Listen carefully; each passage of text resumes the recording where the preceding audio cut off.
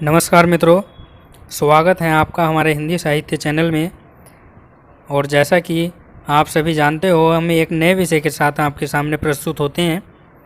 वैसे ही आज हम 22 जुलाई का इतिहास आपके सामने लेकर आए हैं। सभी सरकारी परीक्षाओं के लिए वीडियो अति महत्वपूर्ण है, क्योंकि इसमें विश्व और भारत की प्रमुख घटनाओं के बारे में हम चर्चा करेंगे। तो आइए शुरू करते हैं। तो स्पेन ने 1731 को वियना संधि पर हस्ताक्षर किए थे और जॉर्ज वाशिंगटन ने 1775 में अमेरिकी सेना की कमान संभाली थी। और आज ही के दिन जॉर्ज वाशिंगटन अमेरिका के पहले राष्ट्रपति जो है वो बने थे। और भारत के पहले पायलट इंद्रलाल राय 1918 में लंदन के आसपास जर्मनी के विमानों के साथ संघर्ष में जो है वो मारे गए थे। और भारत का राष्ट्रीय ध्वज 22 जुलाई 1947 को भारत के संविधान द्वारा अपनाया गया था। तो यह महत्वपूर्ण है, ठीक है। जैसा कि मैंने बताया, सभी परीक्षाओं के लिए महत्वपूर्ण है। तो आपको पढ़कर सुनकर तो पता लग ही चुका होगा मित्रों कि वीडियो कितनी उपयोगी है। तो भारत का राष्ट्रीय ध्वज 22 जुलाई 1947 को ही संविधान द्वारा अपनाया गया था। फिर भारत के पहले भूस्थिर उपग्रह अप्पल ने 1981 में कार्य करना प्रारंभ किया था। फिर अमेरिका के 500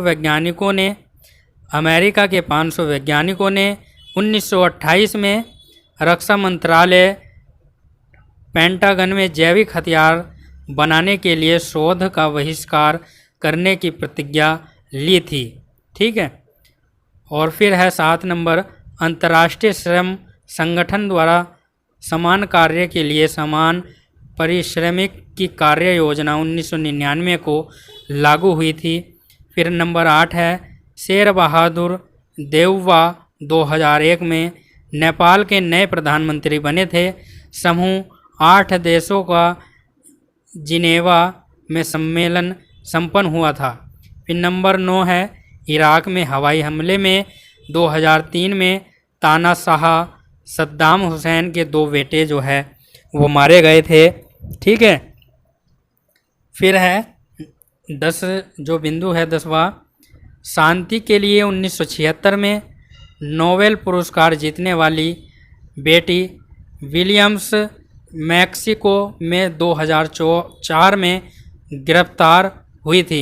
यानी शांति के लिए 1976 में नोबेल पुरस्कार जीतने वाली बेटी जो है विलियम्स मैक्सिको में 2004 में जो है गिरफ्तार हुई थी, उनको गिरफ्तार कर लिया गया था, ठीक है। चलिए अगले बिंदु पर चर्चा करते हैं। सभी महत्वपूर्ण बिंदु हैं, आपको पढ़कर पता लग ही रहा होगा, ठीक है। फिर आतंकवादी होने के संदेह में लंदन पुलिस ने 2005 को निर्दोष ब्राज़ील नागरिक जीन चार्ल्स डे मैसेंज को मार दिया। और पाकिस्तान के परमाणु वैज्ञानिक अब्दुल कादिर खान ने 2008 में एक अदालत में अपने खिलाफ लगे प्रतिबंधों हेतु पुनर्विचार याचिका दायर की थी। 13 जो बिंदु है उसको देखेंगे। 29वीं सदी का सबसे लंबा पूर्ण सूर्य ग्रह 22 जुलाई 2009 का हुआ था। 14 नंबर है, विवेकानंद इंस्टीट्यूट ऑफ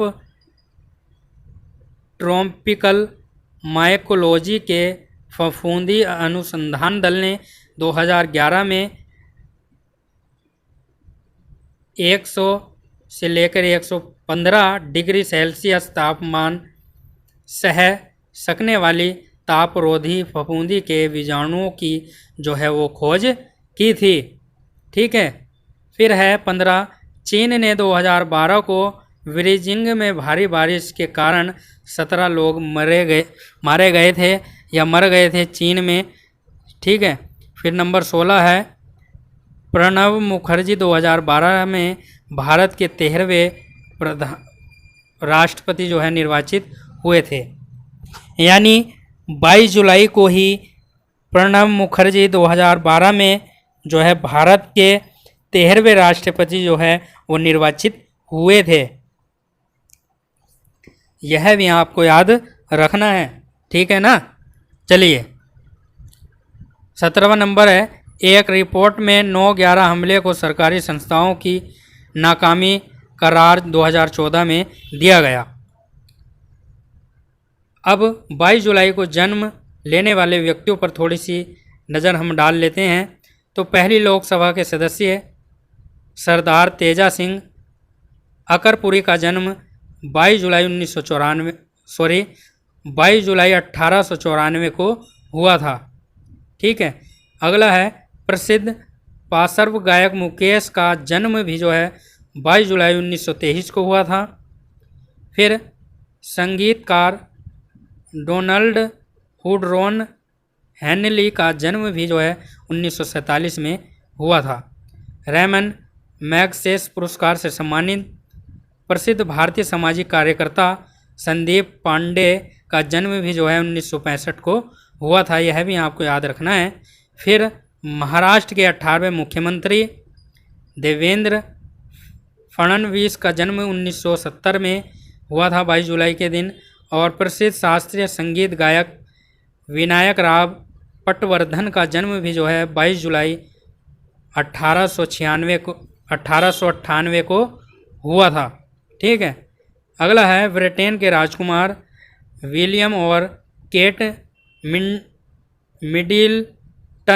मिडिल्टन के पहले पुत्र प्रिंस जॉर्ज का जन्म भी जो है 2013 को हुआ था मित्रों, 22 जुलाई के दिन ही।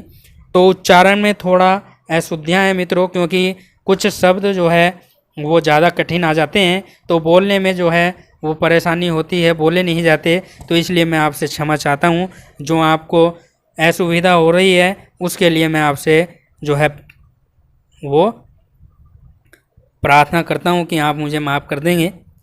चलिए अब हम अगले बिंदु पर चर्चा करेंगे कि जिन व्यक्तियों का निधन हुआ और जिन व्यक्तियों का निधन हुआ वो कौन कौन थे और जो है उत्सव कौन सा मनाया जाता है।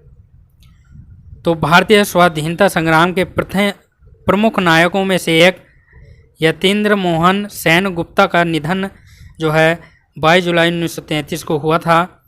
और भारत की प्रसिद्ध महिला चिकित्सक, सामाजिक कार्यकर्ता और पद्म भूषण प्राप्तकर्ता मत्तु लक्ष्मी रेड्डी का निधन भी 1968 को जो है वो हुआ था। तो इन दो का जो है निधन हुआ था 22 जुलाई को।